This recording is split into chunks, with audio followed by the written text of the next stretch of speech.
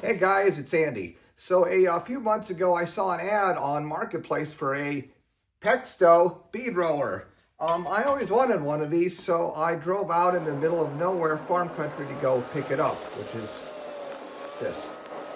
When I got there, it was pretty rough, rusty, seized, but it was complete, so I bought it anyway.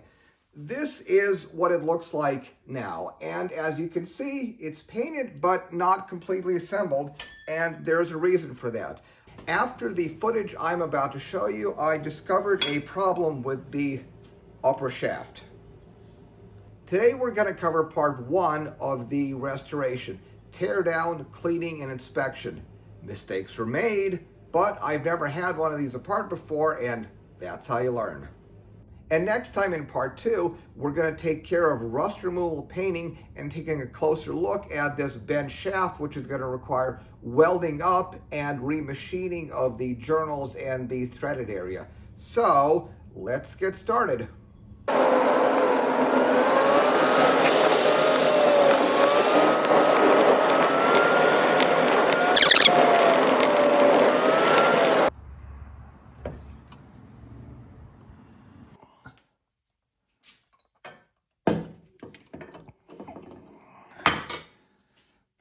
This thing's a beast.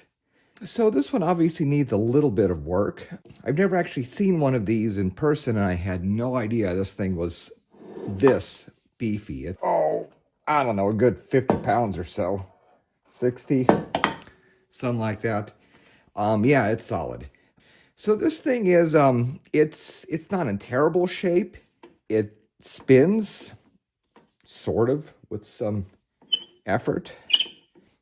Let's get to it.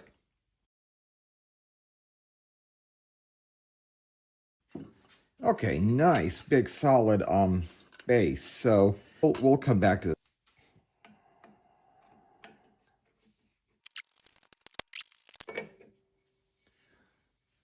Okay,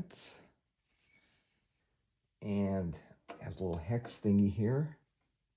Ah, that just comes out nicely. It comes off.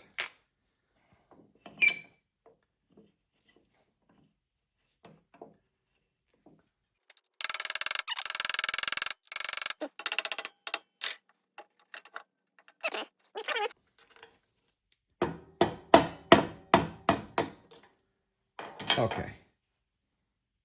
Pin is okay. Not quite sure how this comes out. Okay. Front we have these little covery things that hold that on. I don't have a pin wrench for that, but oh, they're loose. Huh. Oh wow, they're loose. Oh, just a little slight tap and they come loose. Okay. Brass. Really nice. Really nice.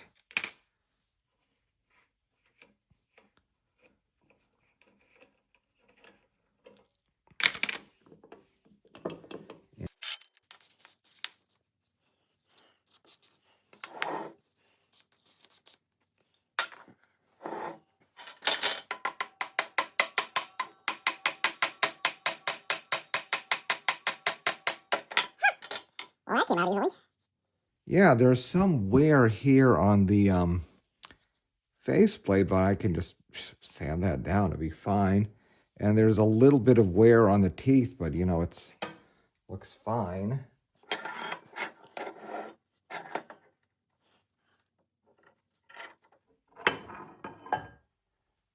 Okay, this is very nicely made.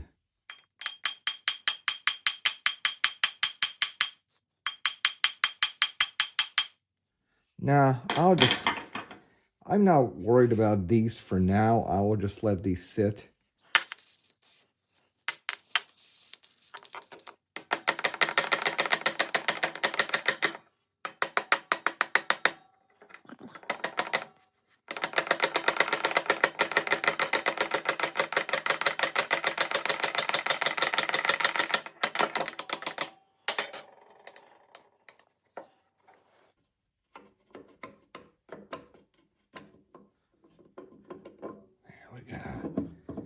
Okay. Okay, no idea what's holding that thing on.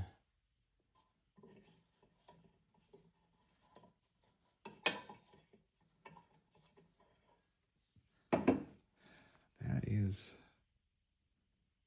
Eek, that might need to be replaced. This just goes up and down like so with a spring. Okay. And this is very likely not original.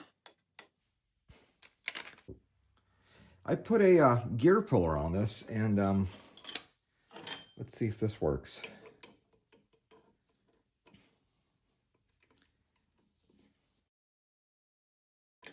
Sweet.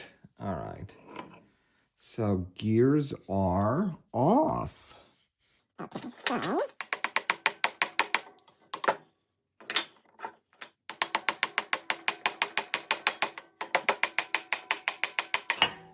Ha! Sweet. Okay. So this thing comes out, sort of. All right, there is a spring in here. Okay. Let's see, will you come out?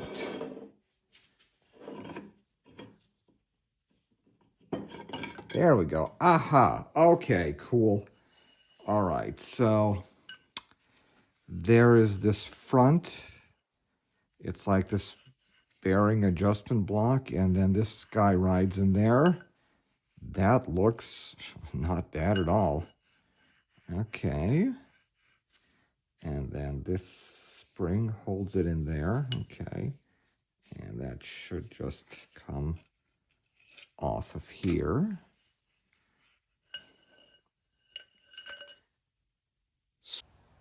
To get this thing disassembled properly for cleaning and refinishing, I need to do two things. First, I need to get the nameplate off. And second, I need to get this bar out of here because I want to clean this thing separately. I'll possibly plate this, maybe, maybe not, don't know. But I do need to clean it separately. Anyway, to get these out, we noticed that this nameplate is held on there with these little rivets. And I think the only way that to properly remove these is to drill them out. I tried grabbing them with, these with pliers, and it just doesn't work. So I really think the only way is just to drill these out and see what I can do about getting new ones for that. And the other thing I need to drill out is this screw that, and this is the only thing I can see that holds this bar in here. So it actually goes all the way through. And so I think if I drill this screw out, then this bar should come out. So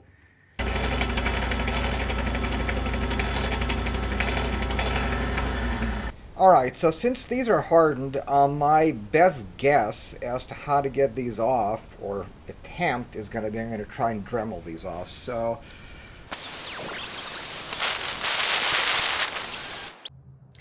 well, I got the nameplate off. Unfortunately, I ended up damaging it quite a bit, but these are these little star-shaped rivets.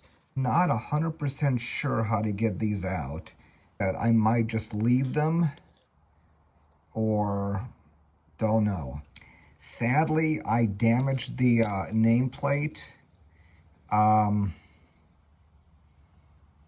I might end up, you know, gluing this back on or something. We'll see.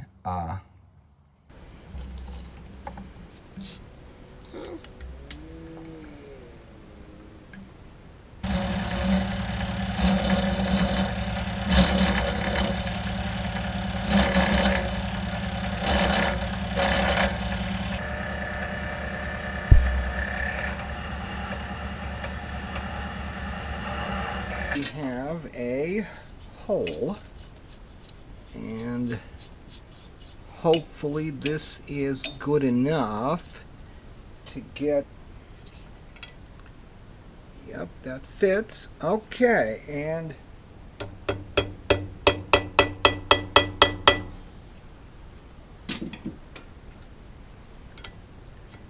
let's see if this works. Yes! I freaking love it when this happens. This is literally the best feeling in the world of seeing this happen.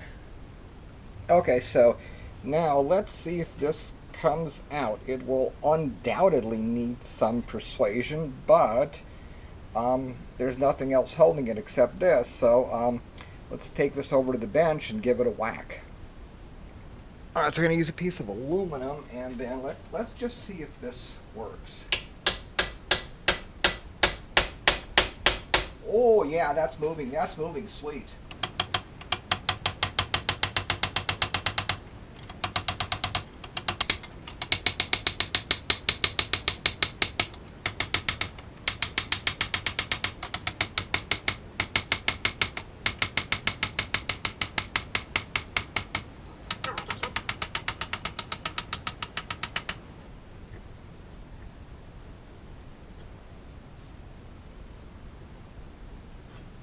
Awesome. Okay.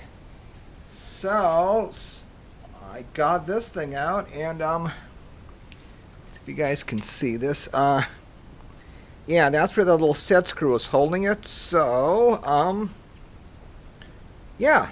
All right. So I did actually get the other gear off off camera, and it was a massive pain, and it took heat, and believe it or not, the actual puller worked. So I'm going to go and use that same process I did on the other one here. Let's heat.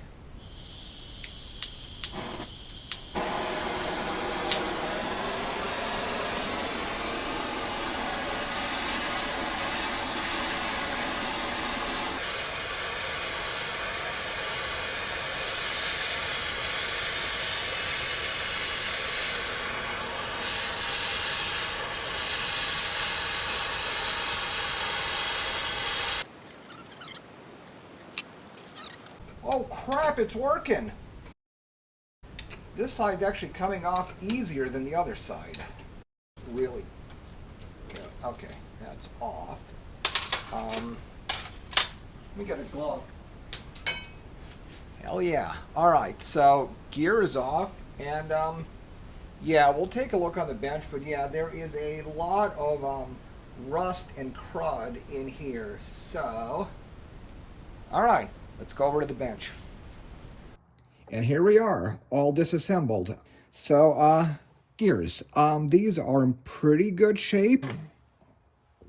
I'm not going to use these. I'm going to make some tipping dies and various other dies for my Volvo 1800 project, so I could do some making some replacement parts. But anyway, these were used for, I guess, making ridges in like heating ducts, whatever. So no use for these.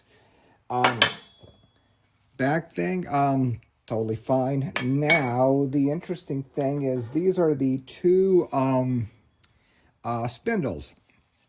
The gears were really rusted on there, so that's why it took a lot of effort to get these off. Other shaft, yeah, obviously rust on the where the gear, where the die was. Strange, no no center mark on here, so interesting. Anyway, bearing looks good. This one has a little bit of wear, but you know, it'll work fine. This little shaft, the insides of these look just fine, so that should clean up nicely. This is where, oh, the main body, yeah, looks totally fine. No cracks or anything. This thread isn't super great, but yeah, one of those thread insert things in there, because that thread is kind of messed up. Cool. Cleaning process. So what I'm going to do is, first step, I'm going to clean all of the grease and oils off with Zep degreaser, and then soak these in some rust remover. Degrease, rust remove. Let's get to it. All right, let's clean it.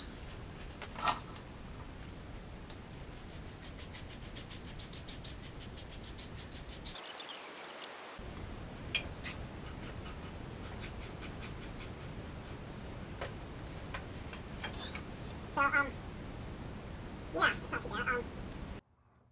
Here we are after degreasing and car washing. So got all of the loose rust off, and you can see this actually is starting to look not terrible with all that loose rust knocked off. Degreased, cleaned, and I have all the parts set up in the tub here ready for soak in the citric acid plus other neutralizing agent that I'm going to talk about next time and that I'm going to experiment with, and we'll see how that works as a chelating agent. But unfortunately I can't find my pH test strips, and I had to order another pack. So I'm going to go ahead and call this a day. Tune in next time when I actually soak this, take this out of the soak, and then hopefully start doing some painting and assembly on this. So if you guys got something out of this, that's awesome. Tune in next time, and thanks for watching. See ya.